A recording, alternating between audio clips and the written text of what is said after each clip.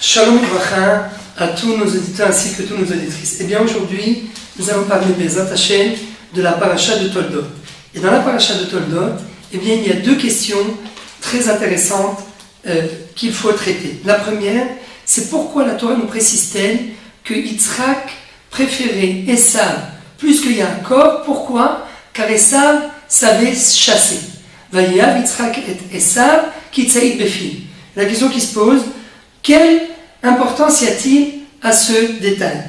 Deuxième question, on voit bien que Yitzhak, quelque part, s'est un petit peu trompé, puisque Akadosh Baruch Hu, en fin de compte, a dirigé Yitzhak vers Yaakov. C'est Yaakov qui a pris la relève de Yitzhak.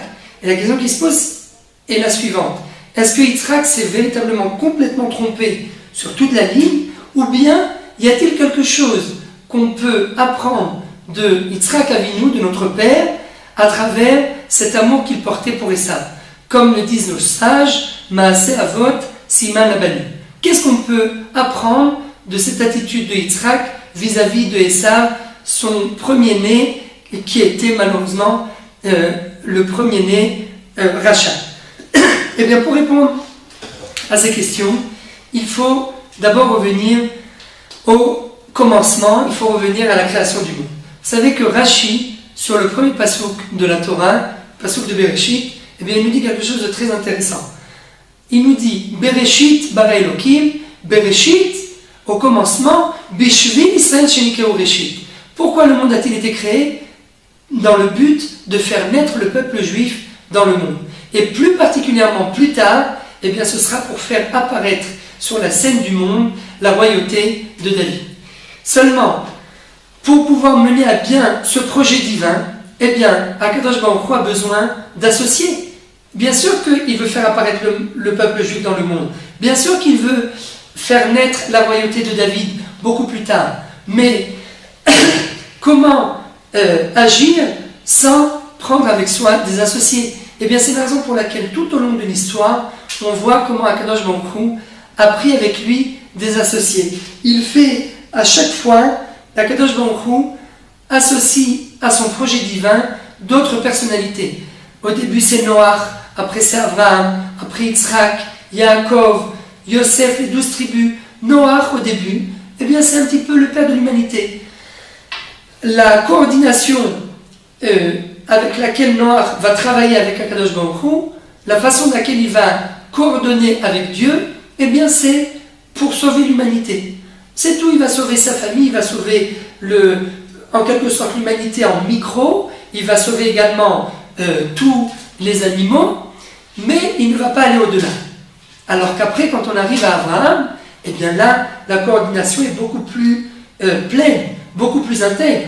Abraham Avinu, lui, il ne va pas seulement être le père de l'humanité, parce qu'il a ce côté en lui, puisque c'est le père de l'Ishmaël, mais il va être aussi le père des Juifs, le père des Bnei Israël, Magen Avraham. Lui, ça va être le premier père juif en quelque sorte. On arrive à Yitzhak, et bien Yitzhak aussi, lui, il s'associe au projet divin de Dieu, et ça devient le premier fils juif, le premier qui fait la Brit Mila, le premier qui va en quelque sorte devoir trouver une femme juive et quelque part se différencier de Ishmaël, car c'est à travers lui que la continuité du peuple juif va passer. Ensuite, on arrive à Yaakov. Yaakov qui devient le père des 12 tribus. Et donc là encore, Akadosh Baruch Hu se sert de Yaakov comme un associé afin de réaliser au mieux, afin de faire aboutir ce projet divin qui est, encore une fois, de faire apparaître le peuple juif. Donc si on résume en un mot, afin que le projet divin puisse aboutir, eh bien on a besoin à chaque fois de deux dimensions qui vont en quelque sorte marcher en parallèle. Première dimension, eh bien c'est la dimension divine, l'intervention d'Akadosh Baruch Hu, le projet divin, le rêve d'Akadosh Baruch Hu de faire apparaître le Ham Israël dans le monde. Et deuxième dimension, eh bien, c'est l'intervention de l'homme. Une fois l'intervention de l'homme, c'est Abraham, une fois c'est Yitzhak, une fois c'est Yaakov. À chaque fois, il y a une nouvelle intervention de la part de l'homme afin de réaliser le projet divin. Et voilà que quand on arrive à Yaakov et Esav, et bien là la partie se corse. Car Yaakov, comme on vient de le dire, lui, il représente le côté beaucoup plus spirituel. Yaakov, Ishtam Yoshev Ohalim, c'est quelqu'un d'intègre qui s'assoit tout le temps dans sa chambre pour étudier, alors que Esav, c'est un guerrier, c'est un chasseur, c'est quelqu'un qui est beaucoup plus technique, qui sait se servir de ses mains, pas seulement de sa tête. Et voilà que la Torah nous dévoile que Yitzhak, le père de Yaakov, lui, aimait Esav. Pourquoi? Parce que du point de vue d'Yitzhak, eh bien, il aurait voulu voir Esav devenir quelqu'un de plus spirituel. Alors que, à la fin du compte, au bout du compte, Akadosh Baruch Hu dit à Yitzhak, non, c'est le contraire qui est l'idéal. Pas que Esav devienne plus spirituel, mais au contraire, que Yaakov, qui est foncièrement spirituel en lui-même, que lui devienne quelqu'un de plus technique, que lui devienne quelqu'un de un petit peu plus matériel. Car c'est à travers lui que le peuple juif va naître dans le monde. Maintenant, qui avait raison? Bien sûr, on le sait, c'est Hachem. Car pour faire apparaître le peuple juif, eh bien, tout d'abord pour faire apparaître le peuple juif dans un premier temps, puis par la suite faire apparaître, comme on a dit, le royaume de David, la royauté de David, à travers un roi qui va pouvoir créer toute une dynastie, tout un royaume, avec ses ministres, avec toute une royauté autour, pour pouvoir en fait faire résider tout un peuple sur une même terre, qui va parler la même langue, qui va servir Dieu en fait d'une seule entité. Eh bien, il faut d'abord passer par l'intégrité de Yaakov. D'abord passer par l'intégrité de Yaakov pour enfin arriver plus tard à cette fameuse royauté de David qui va détenir en elle les deux côtés à la fois. D'un côté, de la façon dans l'équilibre le plus parfait. D'un côté, ce côté spirituel qui était le côté de Yaakov, de notre grand-père, mais d'un autre côté, ce côté entreprenant, ce côté matériel, qui va être capable de mettre sur pied une royauté. Car pour mettre sur pied une royauté, eh bien, on ne peut pas se suffire, bien évidemment, que du côté spirituel. Encore faut-il pouvoir mettre en place toute une structure. Encore faut-il faire les guerres d'Hachem, comme l'a fait exactement David Amelech. Seulement David Amelech avait en lui ces deux côtés. Il avait ce côté spirituel et ce côté matériel. C'est pour cela que nous disent nos sages, David Amelech, lui aussi est appelé Admoni. Lui aussi, il est roux, exactement comme Esav. Seulement lui, il a fait la réparation de Esav. Car lui, il est d'un côté roux, mais il est aussi Yefé-Enaïm. Il a aussi une Neshama. Il n'a pas que l'aspect guerrier, que l'aspect chasseur, mais il a aussi l'intérieur qui est bon, car il est descendant de Yehuda, il est descendant de Yaakov, et il a ce côté spirituel. Seulement, nous explique le Rav Kook, après le schisme qu'il y a eu dans le livre de Melachim entre les deux royaumes, entre le royaume de Yehuda et le royaume d'Israël, on n'a pas tout à fait le temps d'expliquer, mais au bout d'un moment, eh bien, la royauté de David s'est séparée en deux, et voilà qu'il y a eu le royaume d'Israël et le royaume de Yehuda, le royaume de David. Le royaume d'Israël a pris avec lui 10 tribus, alors que le royaume de Yehuda a pris avec lui les tribus de Yehuda à travers la royauté de David. Seulement, à partir de ce schisme, à partir de cette séparation entre les deux royaumes, eh bien, on ne peut plus retrouver deux côtés en une même personne. On ne peut pas retrouver ce côté, à la fois ce côté spirituel et à la fois ce côté entreprenant, ce côté technique qu'il y avait chez Esav, eh bien, on ne peut plus le retrouver en une seule personne. Maintenant, il va falloir deux personnes. Et ce phénomène, en fait, existe jusqu'à aujourd'hui, jusqu'à l'époque de la création de l'État d'Israël. Et quelque part, Yitzhak avait raison, mais il n'avait pas raison entre-temps. Car aujourd'hui, comme nous explique le Rav Kook, à cause de ce schisme qu'il y a eu à l'époque de la royauté de David, eh bien on ne peut plus retrouver en une seule personne à la fois le côté technique, le côté entreprenant, la capacité de pouvoir créer un royaume, de pouvoir créer, aujourd'hui on aurait dit un État, et en même temps ce côté spirituel qui est capable d'amener la Torah dans le monde. On ne peut pas retrouver ces deux côtés en une seule personne, mais maintenant, à partir de maintenant, ça va être deux sortes de personnalités qui vont chacune détenir un côté. Des gens qui vont détenir le côté spirituel et des gens qui vont détenir le côté plus entreprenant.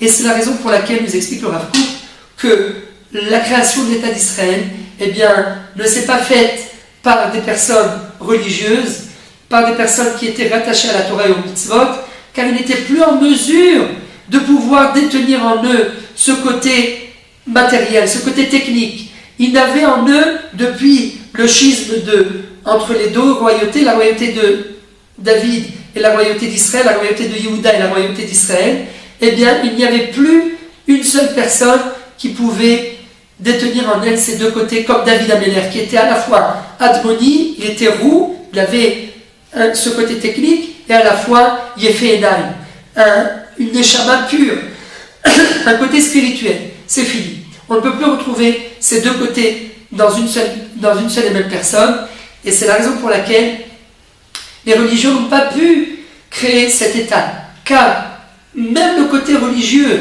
que les religieux, même le côté spirituel que les religieux détenaient en eux, eh bien il s'est restreint, comme nous disent les sages, à 4 coudées de halakha. Mishenechrav bet hamikdash, eno la kadosh baruch hu ela arba amot shel halakha. Kadosh baruch hu s'est réduit en quelque sorte, il s'est concentré que dans 4 coudées de halakha. Et c'est cela que les gens pieux avaient, depuis la destruction du Beth Amikdash jusqu'à la création de l'État d'Israël. Ces gens pieux, eh bien, étaient des gens qui étaient uniquement dans le Beth Midrash, uniquement des gens spirituels, exactement comme Yaakov, qui étaient Ishtam, Yoshev Ohalim, mais ils ne pouvaient plus posséder en eux ce côté technique, ce côté entreprenant.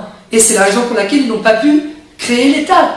Alors que, à l'inverse, les gens qui détenaient en eux uniquement le côté entreprenant, uniquement le côté technique, le côté maassi, eh bien ces gens-là ne pouvaient pas se rattacher au côté spirituel. Et c'est pour cela que les sionistes laïcs, eh bien, étaient totalement détachés de la Torah et des mitzvot. Et la conclusion, en fait, Yitzhak, quelque part, avait raison. Car, dans ce projet divin, qui, Bezrat Hashem, a commencé depuis la création du monde, et qui va aboutir à la venue du Mashiach, eh bien, nous, en tant qu'hommes, nous devons intervenir pour essayer, Bezrat Hashem, de détenir en nous ces deux côtés. À la fois, ce côté spirituel, comme David Améler, qui était le descendant de Yaakov, Ishtam Yoshev Ohalim, qui étudie la Torah, mais en même temps, ce côté aussi entreprenant.